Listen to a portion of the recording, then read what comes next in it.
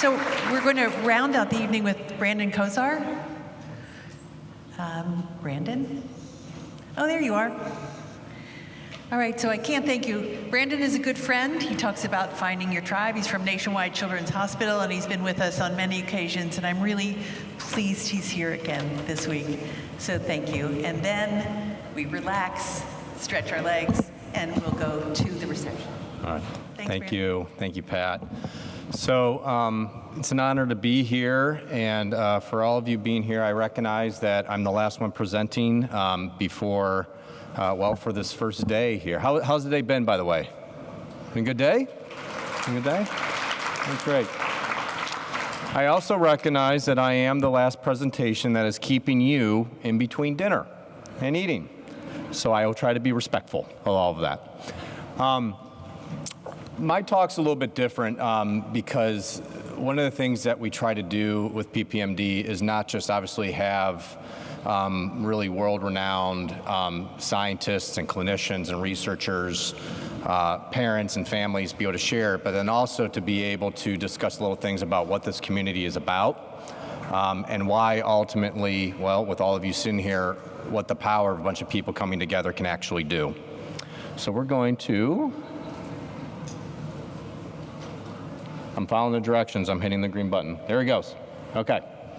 So we're going to talk about this idea of community and what is it? What is community? Why is this so important to people like ourselves, for all of us rather, and really the power of the PPMD community and what it can do, not just in the has done, what it's currently doing, but what it can do into the future. And then we're also going to discuss a little bit some ideas of, how to support and get the benefits ultimately for all of you. So one of the things to kind of think about to start off is, we have this thing, this PPMD community. Well, what is a community at the end of the day? Well, there's a lot of different definitions from it. Some people can look at this as a group of individuals who share common things, right? Geographic, social, cultural. They're bound by a sense of belonging or mutual commitment. It's a group of people who share something in common. A feeling of fellowship that exists as a result of sharing common attitudes, interests, and goals. Or you can just think of it as a bunch of people who are alike in some way, who feel some sense of belonging or interpersonal connection. Nothing highlighted this more than actually on my way down to this presentation this late afternoon. And upstairs, and I think probably with one of the breakout rooms, I witnessed a group of boys who were together in one of the breakout rooms in a circle sharing. And I was very attracted to this, because this is kind of what I do, is what I study, what I'm interested in. But it really highlighted, I think, ultimately what is powerful about, what this entire few days represents, which is a group of people coming together, being able to share and relate, and ultimately be together and connect. And watching those boys connect upstairs was actually the perfect example of ultimately what I'm trying to kind of get across in this presentation today, is when we as people get together and we share something in common. It may be a hope, a desire, a fear, an anxiety, a passion. But when we come together and we're able to be together, something amazing happens. We become more powerful. We become connected. At the very least, we know that we're not alone. And over the years, over the last 30 years, being a 30-year celebration, that's really what PPMD has actually demonstrated, and there's no further example than what I saw coming down here today. So why are these communities so important? At the end of the day, as human beings, we are the social creature, the social animal. I'll talk about this a little bit more. We're a bit hardwired this way. In fact, we have in our brain, we have this thing called the default mode network. And what the default mode network is, it's fascinating, these set of cortical structures that what you're able to see is that when we are at rest and not doing anything, this default mode network turns on in our brains. And as soon as we start engaging in some type of task, maybe it's a math problem or some type of creative problem-solving issue, immediately our brains turn on different set of structures that are called the task-positive network. And this is what they'll do. They'll put people in MRI machines, and they'll say, hey, we want you to just like not do nothing and hang out. And we'll just see this default mode network just set in. And we'll say, oh, we're going to have you now, Pat. You're going to be my guest person in the MRI machine. Not literally, so there we go. We don't have to worry about that. And we'll say, well, have you start doing some math problems? And what we'd see then is this task-positive network turn on. And then what the researchers do, they flip it and they say, then they start showing photos. Maybe it's photos of Pat and her family, or friends, or we just ask her, start talking about your friends and your family. And what do we see turn on is the default mode network. What's the implication? Is the resting state of the brain is a social brain. That the same network that is turned on when we're doing nothing and just at rest is the same network that's turned on when we're actively thinking socially about the people in our lives, the people we care about, the people we love. We have this thing, anybody ever heard of mood contagion? Hopefully I'm contaging you in a positive way here. I'm like being happy and joyful up here, right? Basically our emotions kind of impact others. Part of the reasons for that is that we actually have neurons in our brain that are called mirror neurons, which literally become activated when we are just observing a similar species engaging in certain behaviors. So fortunately, I give enough presentations up here, so and for my career. So what I'm not doing right now is I'm having another physiological response known as a panic attack. We already know what those are. You're like, yes, thank you, Brandon. I had a public speaking experience that you now are bringing back to me. Thank you for that memory. Well, that's good news that I'm not having a panic attack. You know why? Because many of you out here, being the social creatures that we all are, if I was out here being nervous, sweating, starting to kind of really have a hard time speaking, anybody else in the audience, would you be comfortable observing me doing that right now? Please don't raise your hand because that's another concern. Right? No, that's not the case whatsoever. These are these things called mirror neurons that we have. So we have this default mode network, we have these mirror neurons. In fact, our facial muscles, do you know that we have more muscles in our face than any other species on this entire planet? Facial muscles. It allows us to twist and contort ourselves in so many different ways, and our eyes and our brows. It gives us so much meaning and insight in terms of how we're feeling, what we're thinking, but also allows for this thing called connection. And in fact, we're so social that when we're isolated, social isolation increases risk of anxiety, depression, sleeplessness, and even increases of suicidal ideation, which is suicidal thoughts. And research has actually shown that social isolation is physically as harmful as chronic smoking. So why is this? Well, we're going to take a trip down to the Paleolithic era. Okay, I know you're thinking like, I didn't realize I was going to learn about the Paleolithic era today. Don't worry, it's going to be like just a few minutes. We're not going to spend too much time on this. The Paleolithic era, what is this? Well, it was the dawn of who we are as human beings. It began about 2.5 million years ago, ended about 10,000 years ago, 10,000 BC, so about 12,000 years ago. Anybody in the audience knows why we went from the Paleolithic era to the Neolithic era? You're like, no, we have no idea. Why are you asking us this? The invention of agriculture. So for most of human history, we lived in tribes, in groups of bands of people, okay? It was actually the onset of us. We were hunter-gatherers for this much time, okay? We used basic stone tools, crude axes and so forth. We had low population density. There wasn't a lot of us around during that time. This is, again, before agriculture. And groups are made up of bands or tribes no more than 120, 150 people, usually all pretty closely related. Okay? The other characteristic of the Paleolithic era is danger, danger, and more danger, Will Robinson. Okay? Back in this time, there were multiple things, both environmentally and so forth, that is outside and around trying to actually harm you and harm your kin. We had danger all around. And in this environment, we became us within this dangerous environment. And one of the things that seems to stand out is that this thing called strength in numbers occurred. Strength in numbers. We don't exist today if it wasn't for all of us banding together because of strength in numbers. PPMD doesn't exist and hasn't had the impact. We'll get into some of the impact that it's had here if it wasn't strength in numbers. in fact, strength in numbers and the feeling of being included and being belonged is so important that when we feel excluded, when we feel like we don't belong, incredibly unfortunate things happen to us. There's these studies called the cyberball studies. Some of you might have heard of the cyberball studies, some of you have not, okay? What were the cyberball studies? These are fascinating studies. Again, we put people in MRI machines, we're able to look at people's brains in real time, what's going on, and we have you play a game called the cyberball game. It's a very simple game, and essentially a game of me and Pat, you know, where I think it's Pat, it's on a computer, we're playing catch. We're playing digital catch on a computer. I think it's somebody else on another computer somewhere else. We're just playing catch, so back and forth.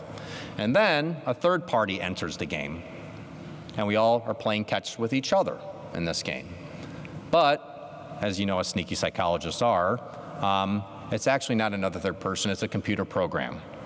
And it's a computer program designed that after some seconds that we did different iterations of it, you are then excluded from the game of catch. So now just the two people are just playing catch, and you're excluded from that. Now that's a very mild level of exclusion. But you know what we see in the brain happens when that occurs? Is the same regions of the brain become activated that are the same regions that become activated when we experience physical pain. So when we experience social pain, the same regions of the brain, there's a lot of overlap with this, become activated that as if someone got pinched too hard. Is that fascinating how it is? In fact, Dr. Matthew Lieberman, he's a social neurobiologist out of UCLA, he had a study that he showed him, just imagine like this ad and like, you know, the college, like, I guess, I don't know, do they have newspapers or the college Instagram account now? I guess that's what it would be. Recruiting students who had recently experienced a romantic breakup. What a unfortunately sad, tragic group this is, right? You know, he's like, have you recently experienced romantic breakup? It's like, yes, thank you for reminding me of my misery. You know, I have. Well, we want you for our study. And what they did was they brought these students in, and they did self-report measures and all this stuff, and they randomly assigned them to different groups. One group, guys just got a placebo pill. It was just like a sugar pill. And the other groups took Tylenol, as you can see up there. So there's 2,000 international units of Tylenol per day.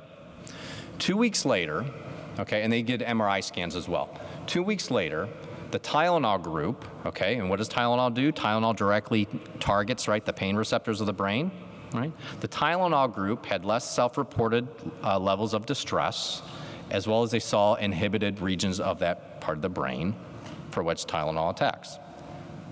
Compared to the placebo group, who continued to still have a lot of emotional social pain as a result of the breakup. Now, let me be very, very clear.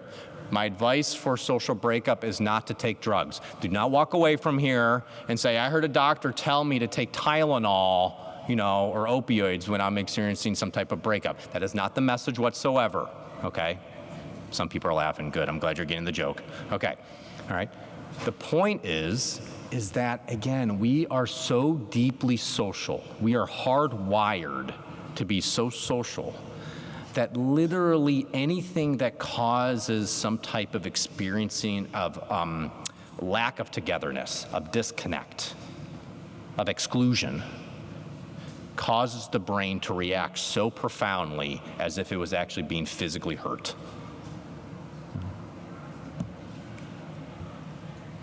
And actually, I'm not going to go into the specifics of this, but essentially what you're seeing here is what the anterior cingulate cortex, the dorsal anterior cingulate cortex, the anterior insula, these are a lot of overlap regions that also are associated with physical pain detection, and this is exactly what they saw with social pain detection. So, a lot of bad things happen when we feel excluded, but what happens when we feel like we belong, when we feel connected, when we look around and we get a sense that other people can relate and understand us and what we're going through a little bit more? That's where all types of wonderful reward things occurs. So just like exclusion is associated with the pain regions being activated, social inclusion is associated with the same brain reward systems being activated, We all know about dopamine and serotonin. We're like, yeah, dopamine, serotonin, right? Makes us feel good, these feel-good neurotransmitters that we have. Well, long story short, when we feel welcomed, when we feel a part of something, when we feel understood, when we feel that we're not alone, the brain starts to release this dopamine and serotonin. And the fascinating thing about dopamine is that not only does it make us good, but dopamine also turns on all the learning centers of the brain. Our brain actually becomes more open to learning, more open to be able to retain information. Better memory formation occurs, all because of dopamine release. And what we can do, my theory is that what has been happening today for so many people, because of what this organization represents and what it does for all of you, is that there's been all types of dopamine being released all day today. Seeing people you haven't seen in a while, seeing them in person, maybe it's been Zoom meetings that you've had, those boys getting together and connecting upstairs. What it is doing is it's creating a lasting imprint in their brains that I am not alone, that there are other people that can understand and appreciate me. So what are the benefits then of this community? Well, community in general, what we know is that people who are more connected with community, family, and friends, they tend to have fewer mental health problems, they tend to be happier, they live longer, actually. You have longer lifespans. They have lower anxiety, depression, and suicidal rates. There's a sense of belonging that comes from this. Community involvement actually helps people feel like they have a place in the world. The emotional support comes from the benefits of community. This is what communities do for us. We feel a sense of belonging. There's emotional support. There's a sense of purpose. We oftentimes feel a renewed sense of rejuvenation of the sense of purpose that can come from this, as well as reduce stress and isolation. Protects during life events. In fact, good and supportive relationships. We're not very good alone, right? That's the message here. Good and supportive relationships are actually the highest single predictor of happiness in life. It lowers blood pressure. It reduces the sympathetic nervous system responses. They're also known as fight or flight or freeze responses or panic attacks, all the same thing. That's what the sympathetic nervous system is. And actually, people who are the social support providers, the individuals who initiate get-togethers, who initiate touch bases, who initiate conversations, the ones who create these engagements, they actually tend to have much higher levels of individual life satisfaction. They actually tend to be 10 times more engaged in life and work, and they actually have far more, actually in work environments, they have far higher promotional rates. So when I give this talk for teams at work, I say, here's your plug and here's your sell for this, right? You're more likely to get promoted if you do this. Good things. So what are the benefits specifically of PPMD? Well, first and foremost, it's families that understand this diagnosis. In fact, connecting families with one another through local and regional connect groups. This is what PPMD does. New diagnosis meet and greets, mentorships. In fact, I've heard countless stories of individuals reaching out to those parents, just introducing themselves. Pat herself has done this for years. It's a community devoted to curing Duchenne. Over $600 million. I asked for this, and I was provided this. This is amazing. Over $600 million in federal funding has been leveraged by PPMD community, the PPMD community, into research in the past 30 years. $600 million. It's a source of learning and education, not only from top clinicians and researchers in the world, but from parents, from boys, and families as well. I've had the pleasure of being part of some of those discussions and engagements where I'm able to listen and hear some of the parents discuss and share amazing things. And that is that source of social and emotional support. At the end of the day, you're not alone. And hope.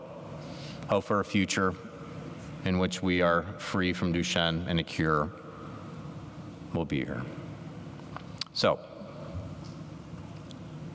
obviously, as many of you know, the community takes all of us. It takes everyone. So what is a little bit of our part that we can do? What can we do over the next kind of couple of days? Maybe what can we do moving forward when we're not physically here and maybe we're joining in on various Zoom calls and other types of ways of connecting?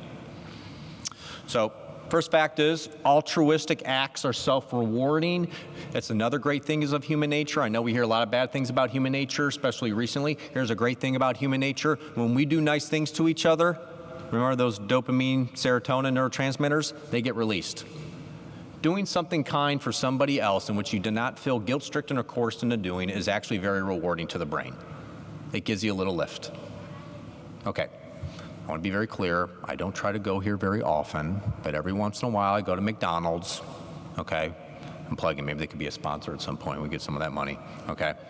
And in the drive-thru, what I'll like to do is I'll look back behind me and I'll see kind of, and I'll just pay for whoever's behind me.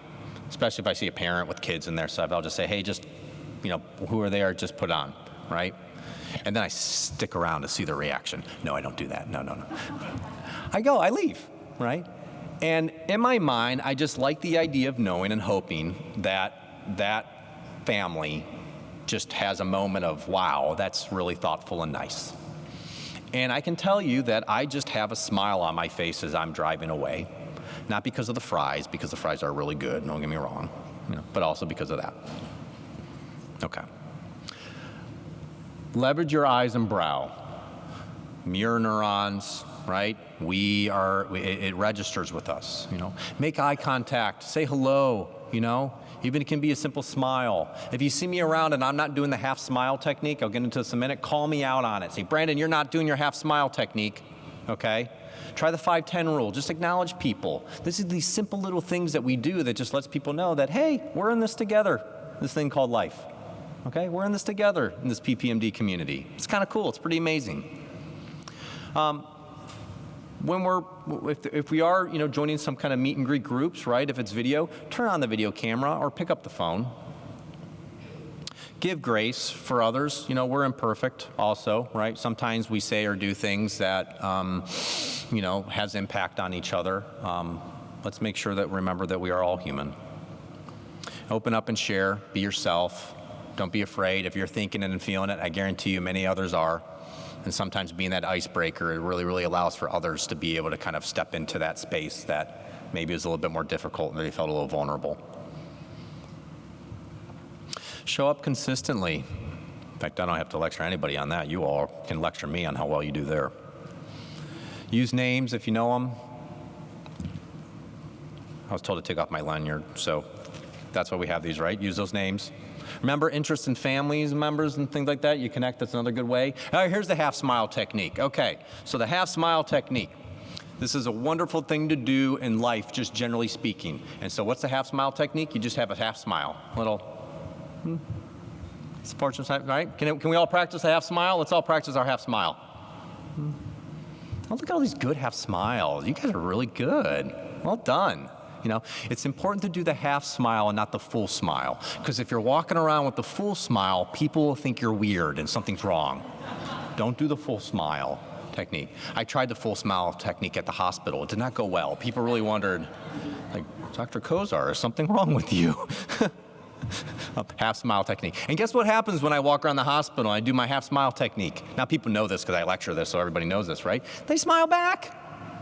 We have a moment, right? Just passing people, right? Like I don't even know them. They don't know me. I work at a hospital. There's 17,000 of us, right? But it's just that moment of like, oh, hey, we're in this together. Kind of cool. And I'll tell you, some of the days when I'm human, I have bad days some days. Some days I'm just kind of in a funk and I'm trying to forcing my half smile, half smile.